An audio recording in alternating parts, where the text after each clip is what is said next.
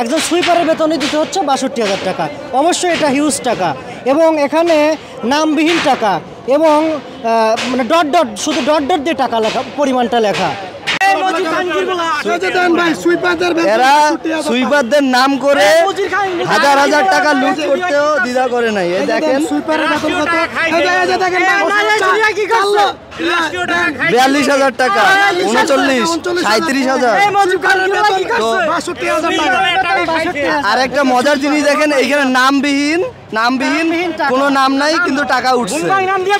এখানে আমাদের এই যে রাজস্ব বোর্ডের হচ্ছে যে এখানে স্টাম্প সহ একদম ১ ২ ৩ ৪ ৫ সুইপারদের বিল শুধু ৮,৩৪,৮২৭ টাকা।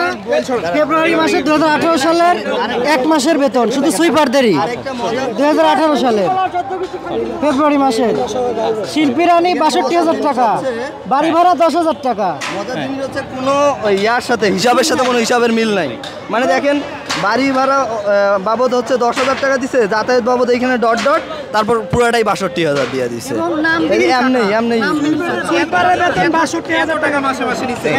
শুধু ১ মাসের বেতনই ৮ লাখ টাকা। ফেব্রুয়ারি মাসে ২০১৮ সালের মোট বেতন ৮,৩৪,৮২৭ টাকা। এটা শুধু সুইপারদের বিল ফেব্রুয়ারি মাসের।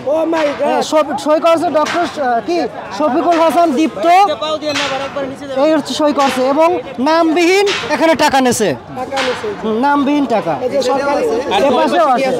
এপাশে হচ্ছে আপনার এই গাইড, সিসি ক্যামেরা অপারেটর, আপনার হচ্ছে স্বেচ্ছাসেবী এবং ডট ডট দিয়ে দিয়ে এইভাবে এখানে ওই রকম টাকা নেওয়া হচ্ছে। এখানে এই বেতনগুলো বেশি মনে হচ্ছে না? খুব অবশ্যই একদম ৩ গুণ ৪ গুণ এত বেশি দেওয়া। এইখানে তো বেতনের কোনো ইয়াই নাই, মানে আপনার হচ্ছে কোনো যাতায়াত বাবদ এখানে ডট ডট দিয়ে রাখছে, তারপর খাবার বাবদ টিফিন, এটা যে এখানে ভিতরেই ছিল, ভিতরে পড়ে ছিল। ভাই একটু আপনার সাথে একটু কথা বলি, এদিকে ফিরেন একটু।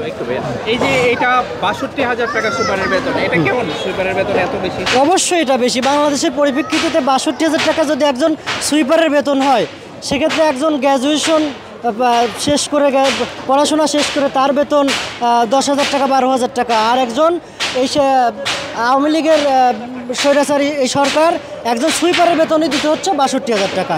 অবশ্যই এটা হিউজ টাকা এবং এখানে নামবিহীন টাকা এবং মানে ডট ডট শুধু ডট ডট দিয়ে টাকা লেখা পরিমাণটা লেখা। এ হচ্ছে এটার ছিল আর কি। এটা হচ্ছে ভিতরের এক বিল্ডিংয়ে পড়েছিল টাইসের চার্জার, লাল বিল্ডিংটা, এটা অফিস বিল্ডিং।